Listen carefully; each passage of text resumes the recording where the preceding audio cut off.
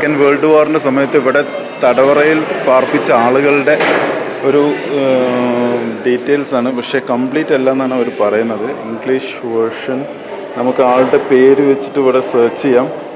പക്ഷേ ഞാൻ ഒന്ന് രണ്ട് പേര് അടിച്ചു നോക്കിയപ്പം അവർ പറയുന്നത് ഇറ്റ്സ് നോട്ട്. ഇവിടെ ഒരു ഗ്യാസ് ചേമ്പർ ഉണ്ട്. അതിൽ 2000 പേരെ ഒന്നിച്ച് അതിൽ കയറ്റിയിട്ട് ഗ്യാസ് കൊടുത്തിട്ട് കൊല്ലുകയാണ് ചെയ്യുക. എന്നിട്ട് അവരുടെ ബോഡി എടുത്തിട്ട് വേറെ ഫർണസ് കൊണ്ടുവന്നിട്ട് കത്തിക്കും.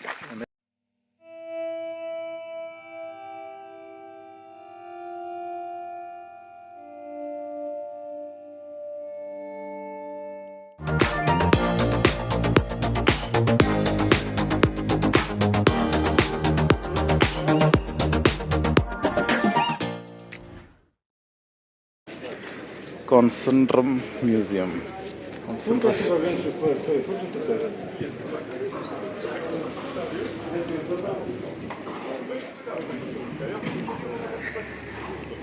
ഞാനിപ്പോൾ എൻട്രി ചെയ്തിട്ടുണ്ട്. ഇവിടെയാണ് അതിൻ്റെ ഭയങ്കര സെക്യൂരിറ്റിയാണ്. നമ്മൾ എയർപോർട്ടിലേക്ക് കയറുന്നത് പോലുള്ള സെക്യൂരിറ്റിയാണ് ഇതിൻ്റെ ഇവിടെ ഉള്ളത്. അത് കഴിഞ്ഞ് ഞാൻ ഇങ്ങോട്ട് എൻറ്റർ ചെയ്തു. ഇപ്പോൾ ഞാൻ നിൽക്കുന്നത് ഹിറ്റ്ലറുടെ കോൺസെൻട്രേഷൻ ക്യാമ്പിലാണ്. ഇവിടെ ഒരു സംഭവമുണ്ട്, ഞാൻ കാണിച്ചു തരാം. ആ വേൾഡ് വാറിൻ്റെ സമയത്ത്, സെക്കൻഡ് വേൾഡ് വാറിൻ്റെ സമയത്ത് ഇവിടെ തടവറയിൽ പാർപ്പിച്ച ആളുകളുടെ ഒരു ഡീറ്റെയിൽസാണ്. പക്ഷേ കംപ്ലീറ്റ് അല്ല എന്നാണ് അവർ പറയുന്നത്. ഇംഗ്ലീഷ് വേർഷൻ നമുക്ക് ആളുടെ പേര് വെച്ചിട്ട് ഇവിടെ സെർച്ച് ചെയ്യാം. പക്ഷേ ഞാൻ ഒന്ന് രണ്ട് പേര് അടിച്ചു നോക്കിയപ്പം അവർ പറയുന്നത് ഇറ്റ്സ് നോട്ട്. ആ സമയത്ത് ഇവിടുത്തെ ഫയലുകൾ മൊത്തം നശിപ്പിച്ചിരുന്നു. അതുകൊണ്ട് ഫുൾ നെയിം ഇതിലില്ല. നമുക്കൊന്ന് ഏതെങ്കിലും ഒരു പേര് നോക്കാം. ഡെയിൻ, yes, born, place of birth, fate, Auschwitz, murdered, എയിൻബർഗ്, യോസഫ്.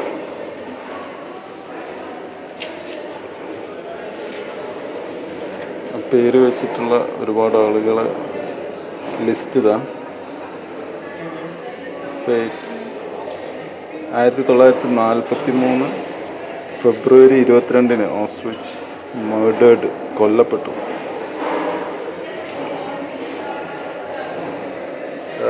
Prisoner number 24994, born 1898, 7, place of birth.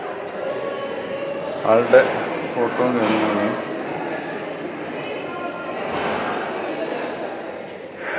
വല്ലാത്തൊരു ഫീലായിരിക്കും കേട്ടോ അതിൻ്റെ ഉള്ളിൽ കയറിയിട്ടുണ്ടെങ്കിൽ.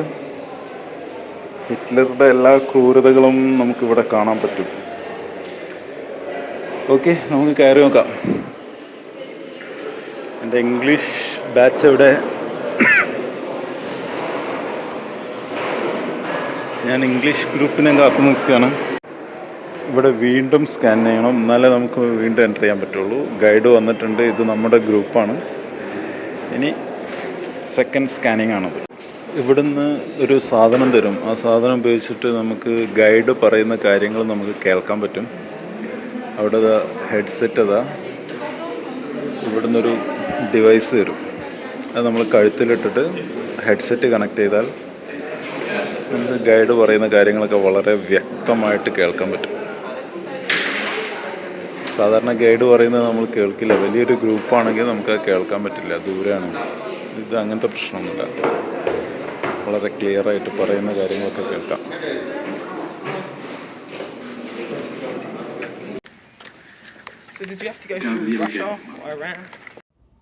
നിങ്ങളീ കാണുന്നത് കോൺസെൻട്രേഷൻ ക്യാമ്പിൻ്റെ എൻട്രൻസ് ആണ്. അതിൻ്റെ മെയിൻ ഗേറ്റാണ് ഈ കാണുന്നത്. ചുറ്റും ഒരുപാട് ബിൽഡിങ്ങുകളാണ്, ഒരുപാട് ബിൽഡിങ്ങുകൾ. ഇതിൻ്റെ ഉള്ളിലൊക്കെ ആളുകളെ താമസിപ്പിച്ച സ്ഥലങ്ങളാണ്. വളരെ ദയനീയമായ കാഴ്ചകളാണ്. ഇതിൻ്റെ ഉള്ളിലേക്ക്, ഓരോ ബിൽഡിങ്ങിൻ്റെ ഉള്ളിലേക്ക് കയറിയിട്ടുണ്ടെങ്കിൽ എല്ലാ ബിൽഡിങ്ങിലും പെർമിഷൻ ഇല്ല.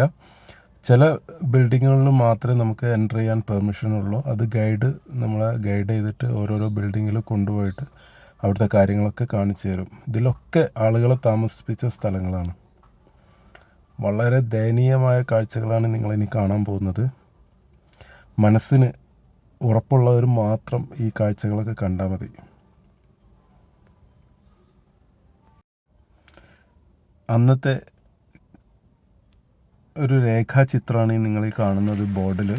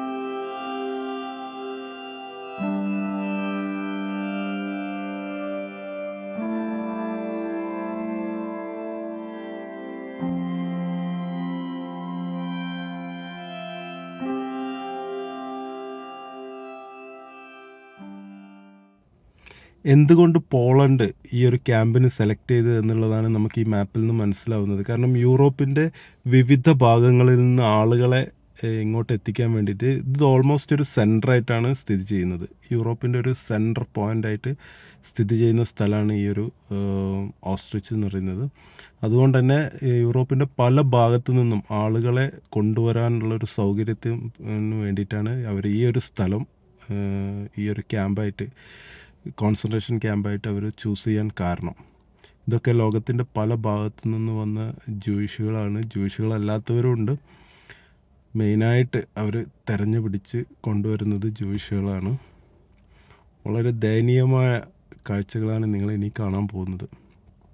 ഇതൊക്കെ അന്ന് അവർ യൂസ് ചെയ്ത അവരുടെ സാധനങ്ങൾ ഒരു ചില്ല് ഗ്ലാസ്സിൽ ഇട്ട് വെച്ചതാണ്. അവരന്ന് യൂസ് ചെയ്ത ചെരുപ്പുകൾ, അവർ യൂസ് ചെയ്ത കോമ്പ്, അവർ യൂസ് ചെയ്ത ഡ്രസ്സ്, അവരുടെ ലഗേജ് ക്യാരി ചെയ്യുന്ന ബാഗുകൾ, ഇതൊക്കെ കാണുമ്പോൾ ഇതൊക്കെ അന്ന് മരണപ്പെട്ട ആളുകളുടെ ഫോട്ടോസാണ്.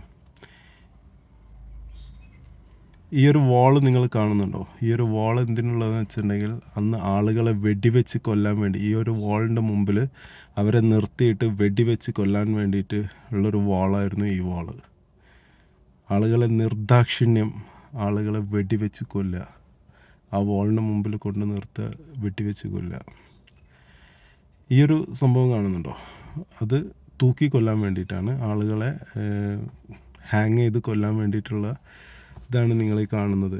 ഇരുമ്പിൻ്റെ റോഡ്, അതിന് മുകളിൽ ആളുകളെ തൂക്കി കൊല്ലുക. ഇവിടെ എത്തിക്കഴിഞ്ഞിട്ടുണ്ടെങ്കിൽ നമ്മുടെ മൈൻഡെല്ലാം കൂടി മാറിയിട്ട് ഒരു പ്രത്യേക ഒരു ഫീലായിരിക്കും. എനിക്ക് ഒരുപാട് കാര്യങ്ങൾ അവിടെ ഫോട്ടോ എടുക്കാനും വീഡിയോ എടുക്കാനും അവർ സമ്മതിക്കുന്നില്ല. എന്നിട്ടും ഞാൻ ഫോട്ടോ എടുത്തിട്ടുണ്ട്. കാരണം നമ്മൾ എല്ലാവർക്കും അവിടെ പോയി ഇങ്ങനെ ഒരു കാഴ്ച കാണാനുള്ളൊരു അവസരം ഉണ്ടാവില്ല. അപ്പോൾ അത് എൻ്റെ വീഡിയോയിലൂടെങ്കിലും നിങ്ങൾക്കത് കാണാൻ വേണ്ടിയിട്ടാണ് ഞാൻ അത്രയും റിസ്ക് എടുത്തിട്ട് ഫോട്ടോസും വീഡിയോസൊക്കെ എടുത്തത്. ഒരുപാട് കാര്യങ്ങൾ എടുക്കാൻ പറ്റിയിട്ടില്ല, എന്നാലും എന്നെക്കൊണ്ട് പറ്റുന്ന രീതിയിൽ കാര്യങ്ങളൊക്കെ ഞാൻ എടുത്തിട്ടുണ്ട്.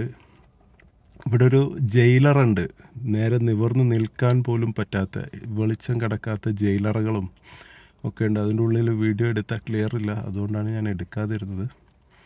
വളരെ ദയനീയമായ കാഴ്ചകൾ.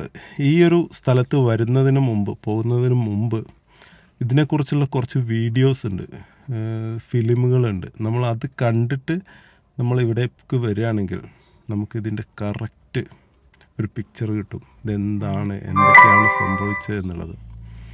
നിങ്ങൾ ഈ കാണുന്നത് ഗ്യാസ് ചേമ്പറാണ്.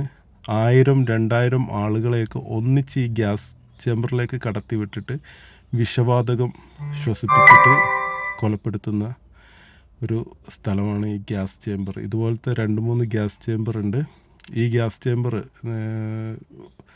അതേപോലെ അന്ന് എങ്ങനെയായിരുന്നോ അതേപോലെ ഇപ്പോഴും സൂക്ഷിച്ചു വെച്ചിട്ടുണ്ട്. ഇതിൻ്റെ ഉള്ളിൽ ഒരുപാട് ആളുകൾ ശ്വാസം കിട്ടാതെ വിഷവാതകം ശ്വസിച്ച് പെടഞ്ഞ് മരിച്ച ഗ്യാസ് ചേമ്പറാണ്. ഇതിൻ്റെ ഉള്ളിലേക്കൊക്കെ കടക്കുമ്പോൾ ഉള്ളൊരു ഫീലുണ്ടല്ലോ, അവിടെയുള്ള ഒരാൾക്ക് പോലും ചിരിക്കാൻ, ഒരാളുടെ മുഖത്ത് പോലും ചിരി കാണാൻ നമുക്ക് സാധിക്കില്ല. അവിടെ എത്തിക്കഴിഞ്ഞാൽ നമുക്ക് ആ ഒരു അന്ന് നടന്ന സംഭവങ്ങളിലൂടെ നമ്മുടെ മൈൻഡ് ഇങ്ങനെ പോകും. വല്ലാത്തൊരവസ്ഥയാണത്. ആളുകൾ അതിൻ്റെ ഉള്ളിലേക്ക് കുത്തി നിറയ്ക്കുക, ഈ കാണുന്ന സംഭവങ്ങളിൽ വിഷവാതകം അവരെ കടത്തി വിടുക, ആ പുക ശ്വസിച്ചിട്ട് ആളുകൾ മരിക്കുക, എന്നിട്ട് ആ ഡെഡ് ബോഡി എടുത്തിട്ട് വേറൊരു ഫർണസ് കൊണ്ടുപോയിട്ട് കത്തിക്കുക, കത്തിച്ച് കഴിഞ്ഞിട്ട് അത് വല്ല പുഴയിലോ എവിടെയെങ്കിലും കൊണ്ടുപോയിട്ട് കളയുക. അത്യന്തം ദയനീയമായ, അതും ഒരുപാട് വർഷങ്ങൾക്ക് മുമ്പല്ല, 1940 മുതൽ 45 വരെയുള്ള കാലഘട്ടത്തിൽ വളരെ അടുത്ത് സമയത്താണ് ഈ കാര്യങ്ങളൊക്കെ നടന്നതെന്ന് ആലോചിക്കണം. നിങ്ങൾ ഈ കാണുന്നത് കോൺസെൻട്രേഷൻ ക്യാമ്പിൻ്റെ വേറൊരു ഏരിയ ആണ്. ഈ ഒരു ഏരിയയിലേക്ക് ആളുകളെ താമസിപ്പിക്കാൻ വേണ്ടി കൊണ്ടുവന്നിരുന്ന വേറൊരു ഏരിയ ആണ്. ഇവിടെയുണ്ട് ഒരു ഗ്യാസ് ചേമ്പർ. കൂടാതെ ഇവിടെ ആളുകൾ വളരെ തിങ്ങി താമസിക്കുന്ന സ്ഥലങ്ങളാണ്. ഈ തണുപ്പ് കാലത്ത് അവർക്ക് ബ്ലാങ്കറ്റ് കാര്യങ്ങളൊന്നും കൊടുക്കില്ല.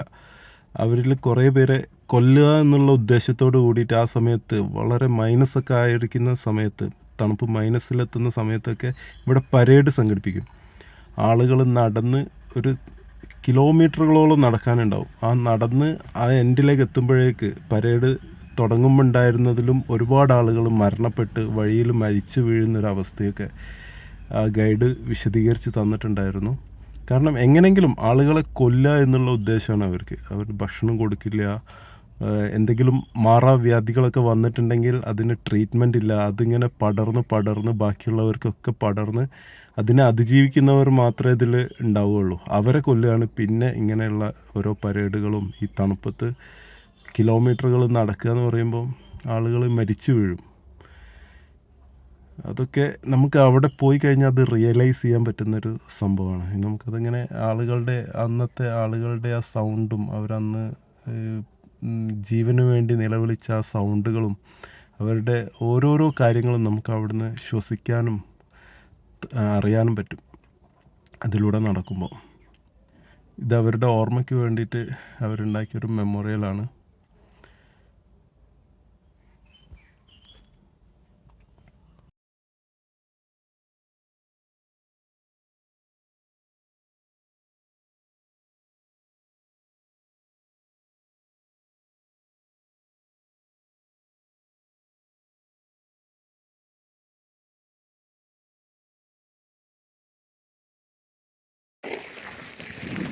ഇവിടുത്തെ ഓരോ കല്ലിനും മൺതരിക്കും ഒരുപാട് ആളുകളുടെ വേദനകൾ പറയാനുണ്ടാവും.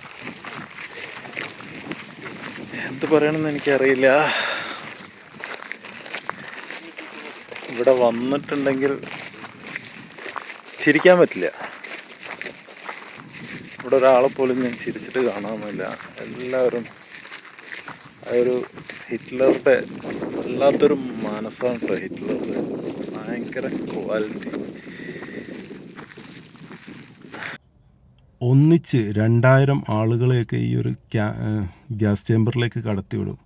എന്നിട്ട് വിഷവാതകം കടത്തിവിട്ടിട്ട് ആളുകളെ കൊല്ലുക.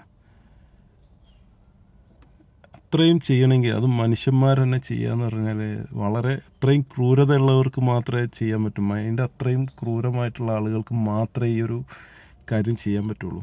നോർമൽ ഒരാൾക്ക് ചെയ്യാൻ പറ്റില്ല.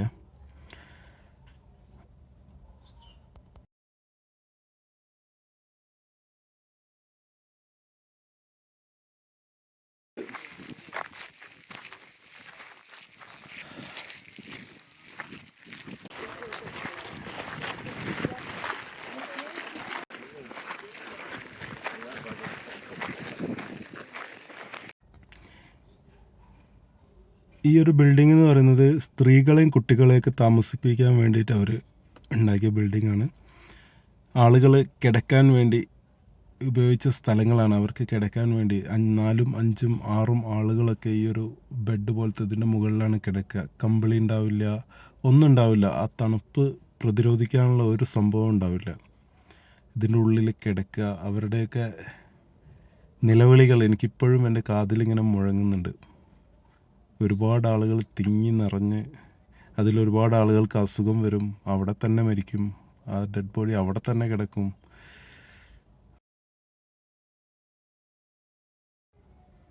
യാത്രകൾ ഒരിക്കലും അവസാനിക്കുന്നില്ല. പുതിയ പുതിയ കാഴ്ചകൾ തേടി യാത്രകൾ ഇതാ തുടർന്നുകൊണ്ടേയിരിക്കുകയാണ്.